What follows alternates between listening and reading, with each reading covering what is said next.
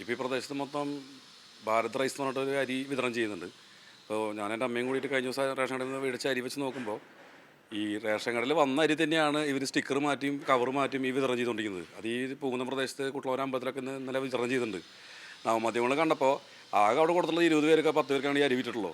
അത് 29 രൂപയ്ക്ക് വിൽക്കണു. ഈ സാധനം നമ്മൾ കടയിൽ പോയി കഴിഞ്ഞാൽ 11 രൂപയ്ക്കും 10 രൂപയ്ക്കും വിൽക്കണ ഈ അരി കവർ മാറ്റി വിൽക്കാൻ ഇപ്പോൾ ഇവർ ആവശ്യമുണ്ടോ? ഒരാവശ്യമില്ല. അത് ജനങ്ങൾക്ക് വ്യക്തമായിട്ട് മനസ്സിലാക്കാൻ പറ്റും.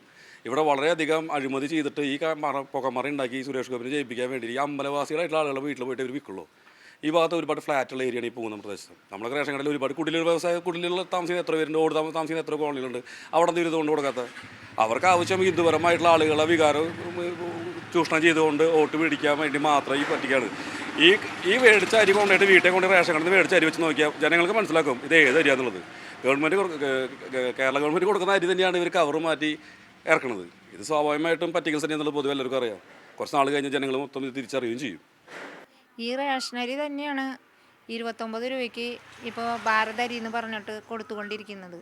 അത് ചില വോട്ട് ബാങ്ക് ഇലക്ഷൻ വരികയാണ്, അതിന് വേണ്ടിയിട്ടാണ് ഈ അരി വിതരണം ചെയ്യുന്നത് എന്നാണ് ഞങ്ങൾക്ക് അറിയാൻ കഴിഞ്ഞത്. ഈ റേഷൻ കട വഴി കൊടുക്കുന്ന അരി 29 രൂപയ്ക്ക് കൊടുക്കുമ്പോൾ 4 രൂപയ്ക്കും 10 രൂപയ്ക്ക് വെള്ളക്കാടുകാർക്ക് 10.90 കൊടുക്കുന്ന അരി തന്നെയാണ് ഈ 29 രൂപയ്ക്ക് ഇവർ കൊടുത്തുകൊണ്ടിരിക്കുന്നത്. സാധാരണ ജനങ്ങളെ പറ്റിക്കുവാൻ വേണ്ടിയിട്ടാണ് സത്യം പറഞ്ഞാൽ ഇത് നടത്തിക്കൊണ്ടിരിക്കുന്നത്. ഈ റേഷൻ കടയിൽ സൗജന്യമായിട്ട് BPLകാർക്ക് സൗജന്യമായിട്ട് കൊടുക്കുന്ന അരി തന്നെയാണ് ഇവർ എവിടെ നിന്നോ ഗോഡൗണിൽ നിന്നോ അവിടെ നിന്ന് എടുത്ത് അവർ വിതരണം ചെയ്യുന്നത്. അത് ചില വാർഡുകളെ പ്രതിനിധീകരിച്ച് ഞങ്ങളുടെ ഒന്നും ഭാഗത്ത് വന്നിട്ടില്ല. എല്ലാവരും പറയുന്ന റേഷൻ അരി തന്നെയാണ് ഇത്, പിന്നെ എന്തിനാ ഞങ്ങൾക്ക് ഈ അരി എന്ന് ചോദിക്കുന്നവരുണ്ട്. ഇത് ഇലക്ഷനെ മുൻനിർത്തി കൊടുക്കുന്ന ഒരു പദ്ധതിയായിട്ടാണ് തോന്നുന്നത്.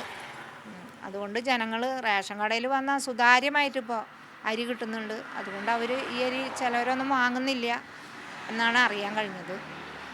റേഷൻ കടയിൽ കിട്ടണ അതേ അരി തന്നെയാണ് ഈ ഭാരതരി എന്ന് പറഞ്ഞിട്ട് അവർ വിപണിയിൽ ഇറക്കിയേക്കണത്. അതിപ്പോൾ അവർക്കുള്ള ശക്തി കേന്ദ്രങ്ങൾ അവരുടേതായ കേന്ദ്രങ്ങളിൽ മാത്രം നരേന്ദ്രമോദി സർക്കാരും BJPക്കാരുടെ കേന്ദ്രങ്ങളിൽ മാത്രമാണ് ഈ സാധനം വിറ്റുകൊണ്ടിരിക്കുന്നത്. അല്ലാതെ ഞങ്ങളുടെ ഇപ്പോൾ ഈ ഇരിഞ്ഞാലക്കുടയിലേക്ക് എത്തിയതായത് എനിക്കറിവില്ല, ഞാൻ അറിഞ്ഞിട്ടുമില്ല. പക്ഷേ ഇത് റേഷൻ കടയിൽ നിന്ന് സാധാരണ കിട്ടുന്ന അരി തന്നെയാണ്, അല്ലാതെ ഇത് വേറെ അരിയൊന്നുമല്ല. അതാണ് എനിക്കുള്ളൊരറിവ്. ഇത്ര മതി. ഇത് വളരെ 3-4 ദിവസമായിട്ട് നമ്മുടെ ഈ തൃശ്ശൂർ നഗരത്തിലെ ഈ അമ്പലങ്ങളുടെ അടുത്തുള്ള പ്രദേശങ്ങളിലൊക്കെ തന്നെ ഇത്തരത്തിലുള്ള അരി വിതരണം അവർ നടത്തുന്നുണ്ട്. ഇതെനിക്ക് തോന്നുന്നത് ഈ സുരേഷ് ഗോപിയുടെ ആളെ പറ്റിക്കാനുള്ള ഒരു ഗിമിക്സാണെന്ന് തോന്നുന്നു. നമ്മൾക്ക് റേഷൻ കടയിൽ സ്ഥിരമായിട്ട് അരി വാങ്ങുന്ന ആളാണ്. 4 രൂപയ്ക്കും 10 രൂപയ്ക്കൊക്കെ നമ്മൾ അരി വാങ്ങുന്നുണ്ട്. സപ്ലൈക്കോലടക്കം 24 രൂപയ്ക്കാണ് അരി നമ്മൾ വാങ്ങുന്നത്.